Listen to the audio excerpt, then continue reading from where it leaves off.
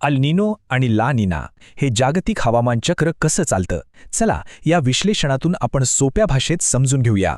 हजारो किलोमीटर दूर असलेल्या प्रशांत महासागराचा आपल्या भारतातील पावसाशी नेमका काय संबंध? खूप रंजक प्रश्न आहे ना. आधी अल निनो म्हणजे काय ते पाहू. यात प्रशांत महासागराच्या पाण्याचं तापमान अचानक आणि खूप वेगाने वाढतं.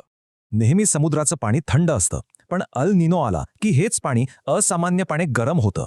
हा छोटासा वाटणारा बदल संपूर्ण जगाचं हवामान चक्र अक्षरशः मुळापासून हलवून टाकतो. पण याचा आपल्यावर काय परिणाम? या महासागरातील उष्णतेचा थेट फटका भारताला कसा बसतो ते पाहूया. सर्वात मोठा फटका म्हणजे मान्सून. आपला मान्सून कमकुवत होतो आणि पावसाचं प्रमाण एकदम घटतं. पाऊस कमी झाल्यामुळे देशातील अनेक भागांमध्ये भीषण दुष्काळ पडण्याची शक्यता कैक पटीने वाढते. साहजिकच याचा सर्वांत भयंकर परिणाम शेतीवर होतो. यामुळे अन्न सुरक्षेचा एक मोठा आणि गंभीर प्रश्न निर्माण होतो. पण थांबा, हा प्रभाव फक्त भारतापुरतं मर्यादित नाही. याचे जागतिक परिणाम देखील तितकेच भयानक असतात.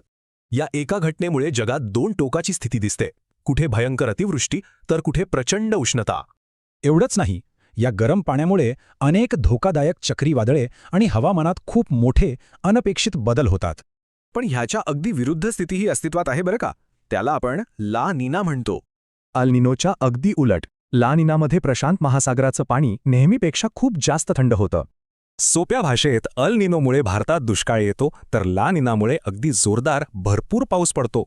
निसर्गात या दोन्ही मोठ्या हवामान बदलांचं एक विशिष्ट नैसर्गिक चक्र आहे. हे नक्की कसं चालतं?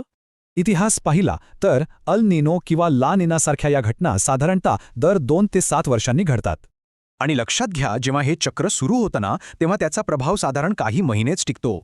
शेवटी एक मोठा प्रश्न, वाढत्या हवामान बदलामुळे हे 2 ते 7 वर्षांचं नैसर्गिक चक्र भविष्यात कायमचं